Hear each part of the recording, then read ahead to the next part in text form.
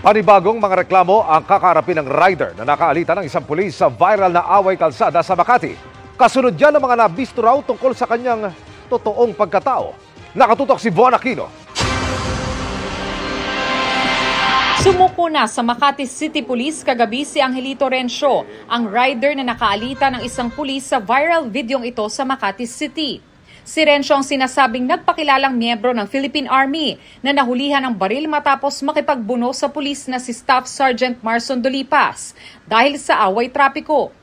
Pero lumalabas sa investigasyon ng pulisya na hindi sundalo si Rencio, kundi miyembro ng isang security agency. Tumangging magbigay ng pahayag si Rencio pero inamin rin niyang hindi siya sundalo. Sa court na lang po papaliwanag.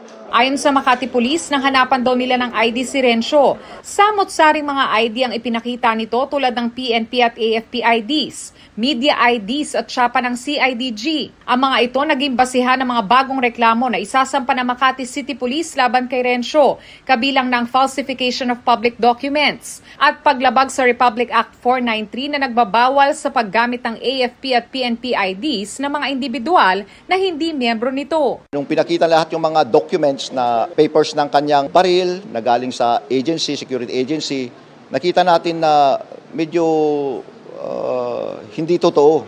Sabi ng Dark Horse Security Agency, hinire nila bilang operations manager si Rencio noong Hulyo, pero under probation pa raw ito.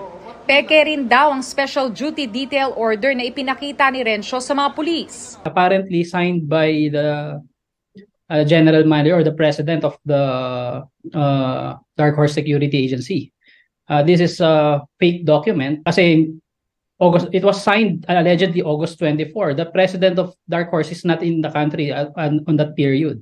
Kinumpirma naman ng agency na nakaregister nga sa kanila ang baril na nakuha mula kay Rencio. Pero as to him carrying it outside and without our permission and without any authority coming from us, that's illegal already. Bukas nakatakdang sumailalim sa inquest proceedings si Rencio.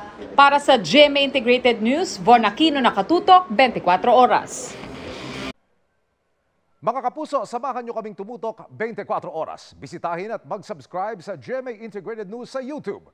Sa mga kapuso abroad, bisitahin ang GMA Pinoy TV at www.gmanews.tv.